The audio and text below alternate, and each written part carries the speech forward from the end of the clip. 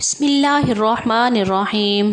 السلام علیکم۔ اسلامک واقعات کے معزز خواتین و حضرات، مکہ میں ابو سفیان بہت بے چین تھا۔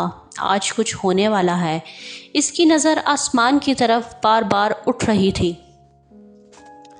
اس کی بیوی ہندہ، جس نے حضرت امیر حمزہ کا کلیجہ چبایا تھا، اس کی پریشانی دیکھ کر اس کے پاس گئیں۔ کہنے لگیں، کیا بات ہے، کیوں پریشان ہو؟ ابو سفیان چونک گیا۔ کچھ نہیں، طبیعت خراب ہے، میں ذرا گھوم کے آتا ہوں۔ یہ کہہ کر وہ گھر کے بیرونی دروازے سے باہر نکل گیا۔ مکہ کی گلیوں میں سے گھومتے گھومتے وہ اس کی حد تک پہنچ گیا۔ اچانک اس کی نظر شہر کے باہر ایک وسیع میدان پر پڑی۔ ہزاروں مشعلیں روشن تھیں، لوگوں کے چہل پہل ان کی روشنی میں نظر آ رہی تھی، اور بنبناہٹ کی آواز تھی جیسے سینکڑوں لوگ دھیمی آواز میں کچھ پڑھ رہے ہوں۔ اس کا دل دھک سے رہ گیا۔ اس نے فیصلہ کیا کہ وہ قریب جا کر دیکھے گا یہ کون لوگ ہیں۔ اتنا تو سمجھ ہی چکا تھا کہ مکہ کے لوگ تو غافلوں کی نیند سو رہے ہیں، اور یہ لشکر یقیناً مکہ پر چڑھائی کے لیے ہی آیا ہے۔ وہ جاننا چاہتا تھا کہ یہ کون ہے۔ وہ آہستہ آہستہ اوڑھ لیتا اس لشکر کے کافی قریب پہنچ چکا تھا۔ کچھ لوگوں کو اس نے پہچان لیا کہ اس کے اپنے ہی لوگ تھے جو مسلمان ہو چکے تھے اور مدینہ ہجرت کر چکے تھے۔ اس کا دل ڈوب رہا تھا۔ وہ سمجھ گیا تھا کہ یہ لشکر مسلمانوں کا ہے، اور یقیناً محمد صلی اللہ علیہ وسلم اپنے جان نثاروں کے ساتھ مکہ آ پہنچے تھے۔ وہ چھپ کر حالات کا جائزہ لے ہی رہا تھا کہ عقب سے کسی نے اس کی گردن پر تلوار رکھ دی۔ اس کا اوپر کا سانس اوپر اور نیچے کا نیچے رہ گیا تھا۔ لشکر کے پہرے داروں نے اسے پکڑ لیا تھا اور اب اسے بارگاہ محمد صلی اللہ علیہ وسلم میں لے جا رہے تھے۔ اس کا ایک ایک قدم کئی من کا ہو چکا تھا۔ ہر قدم پر اسے اپنے کرتوت یاد آ رہے تھے۔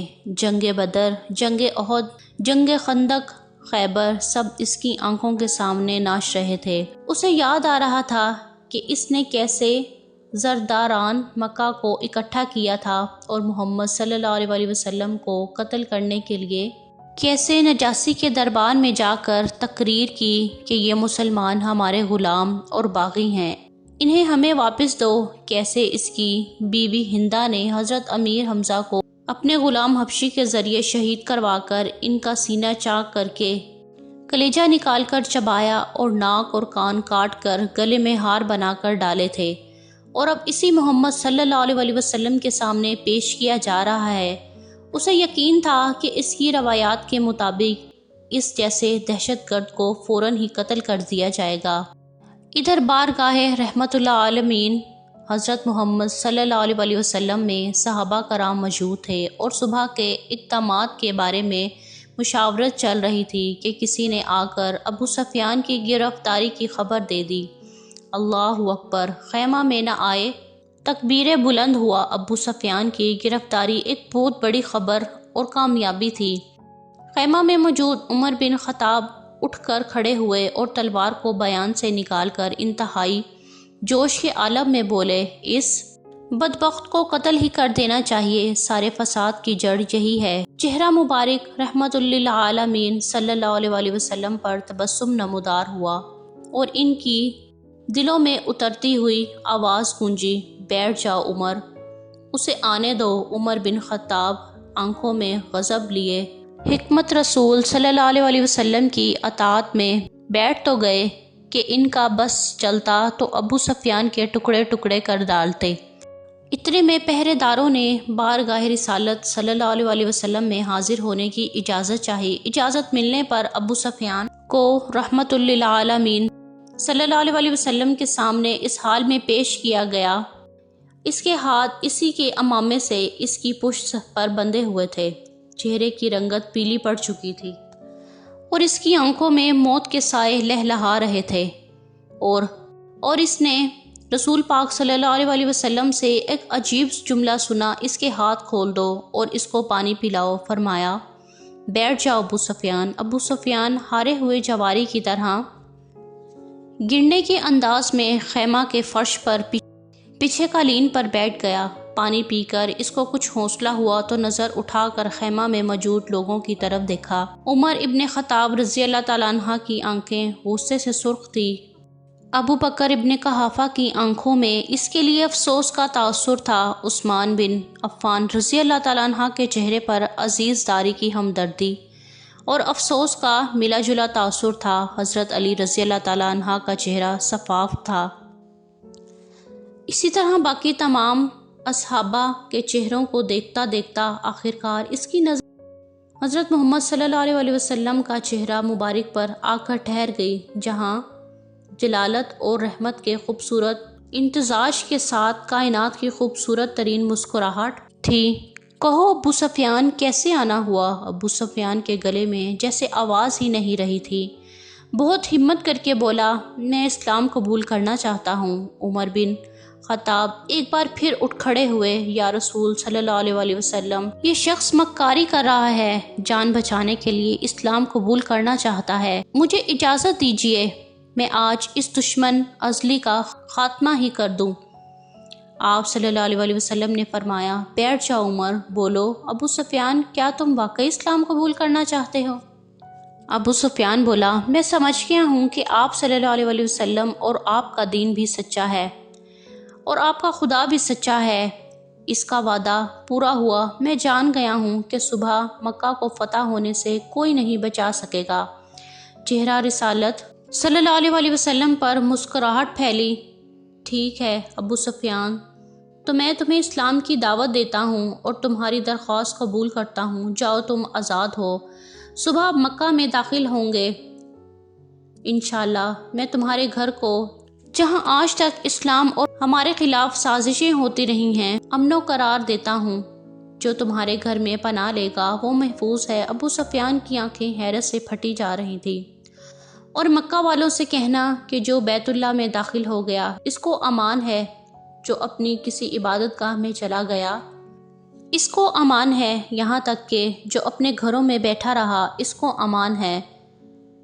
جاؤ ابو سفیان، جاؤ، جا کر صبح ہماری آمد کا انتظار کرو اور کہنا مکہ والوں سے کہ ہماری کوئی تلوار میان سے باہر نہیں ہوگی، ہمارا کوئی تیر ترکش سے باہر نہیں ہوگا، ہمارا کوئی نیزہ کسی کی طرف سیدھا نہیں ہوگا جب تک کہ کوئی ہمارے ساتھ لڑنا نہ چاہے۔ ابو سفیان نے حیرت سے محمد صلی اللہ علیہ وسلم کی طرف دیکھا اور کانپتے ہوئے ہونٹوں سے بولنا شروع کیا، اشہد ان لا الہ الا اللہ وحدہ لا شریک لہ واشہد ان محمدا عبدہ ورسولہ۔ سب سے پہلے عمر بن خطاب رضی اللہ تعالیٰ عنہ آگے بڑھے اور ابو سفیان کو گلے سے لگایا، مرحبا اے ابو سفیان، اب سے تم ہمارے دینی بھائی ہو گئے ہو، تمہاری جان، تمہارا مال ہمارے اوپر ویسے ہی حرام ہو گیا جیسے کہ ہر مسلمان کا دوسرے پر۔ تم کو مبارک ہو کہ تمہاری پچھلی خطائیں معاف کر دی گئی ہیں اور اللہ تبارک و تعالیٰ تمہارے پچھلے گناہ معاف فرمائے۔ ابو سفیان حیرت سے خطاب کے بیٹے کو دیکھ رہا تھا۔ یہ وہی تھا کہ چند لمحے پہلے جس کی آنکھوں میں اس کے لیے شدید نفرت اور غصہ تھا اور جو اس کی جان لینا چاہتا تھا، اب وہی اس کو گلے لگا کر بھائی بول رہا ہے۔ یہ کیسا دین ہے، یہ کیسے لوگ ہیں؟ سب سے گلے مل کر اور رسول پاک صلی اللہ علیہ وسلم کے ہاتھوں پر بوسہ دے کر ابو سفیان خیمے سے باہر نکل گیا۔ وہ دہشت گرد ابو سفیان کہ جس کے شر سے مسلمان آج تک تنگ تھے، انہی کے درمیان سلامتی سے گزشتہ ہوا جا رہا تھا۔ جہاں سے گزرتے اس اسلامی لشکر کا ہر فرد، ہر جنگجو، ہر سپاہی جو تھوڑی دیر پہلے اس کی جان کے دشمن سے اب آگے بڑھ کر اسے مصافحہ کر رہے تھے، اسے مبارکباد دے رہے تھے اور خوشامدید خوشامدید کہہ رہے تھے۔ اگلے دن مکہ شہر کے حق پر جو لوگ کھڑے تھے، ان میں سب سے نمایاں ابو سفیان تھا۔ مسلمانوں کا لشکر مکہ میں داخل ہو چکا تھا، کسی ایک تیر کی نوک پر خون کا قطرہ بھی نہیں تھا۔ لشکر اسلام کو ہدایات مل چکی تھی، کسی کے گھر میں داخل مت ہونا، کسی کی عبادت گاہ کو نقصان مت پہنچانا، کسی کا پیچھا مت کرنا، عورتوں بچوں پر ہاتھ نہ اٹھانا، کسی کا مال وقف نہ کرنا۔ بلال حبشی رضی اللہ تعالیٰ عنہ آگے آگے اعلان کرتے جا رہے تھے، مکہ والو، رسول خدا صلی اللہ علیہ وسلم کی طرف سے آج تم سب کے لیے عام معافی کا اعلان ہے کہ کسی سے اس کے حساب کا اعمال کی باز پرست نہیں کی جائے گی۔ جو اسلام قبول کرنا چاہے وہ کر سکتا ہے، جو نہ کرنا چاہے وہ اپنے سابقہ دین پر رہ سکتا ہے۔ سب کو ان کے مذہب کے مطابق عبادت کی کھلی اجازت ہوگی۔ صرف مسجد حرام اور اس کی حدود کے اندر بت پرستی کی اجازت نہ ہوگی۔ کسی کا ذریعہ معاش نہیں چھینا جائے گا، کسی کو اس کی جائیداد سے محروم نہیں کیا جائے گا۔ غیر مسلموں کے جان و مال کی حفاظت مسلمان کریں گے۔ اے مکہ کے لوگوں، ہندا اپنے گھر کے دروازے پر کھڑی ہوئی لشکر اسلام کو گزرتے دیکھ رہی تھی۔ اس کا دل گواہی نہیں دے رہا تھا، اس کا دل گواہی نہیں دے رہا تھا، اس کا دل گواہی نہیں دے رہا تھا کہ حضرت حمزہ کا قتل اس کو معاف کر دیا جائے گا۔ لیکن ابو سفیان نے تو رات یہی کہا تھا کہ اسلام قبول کر لو، سب غلطیاں معاف ہو جائیں گی۔ مکہ فتح ہو چکا تھا۔ بنا ظلم و تشدد، بنا خون بہائے، بنا تیر و تلوار چلائے لوگ جوک در جوک اس آفاقی مذہب کو اختیار کرنے لگے اور رسول پاک صلی اللہ علیہ وسلم کی رسالت کا اقرار کرتے مسجد حرام کے صحن میں جمع ہو رہے تھے۔ اور تبھی مکہ والوں نے دیکھا کہ اس ہجوم میں ہندا بھی شامل تھی۔ پیارے دوستو، یہ ہوا کرتا تھا اسلام، یہ تھی اسلام کی تعلیمات، یہ سکھایا تھا رحمت للعالمین نے۔ السلام علیکم ورحمۃ اللہ وبرکاتہ۔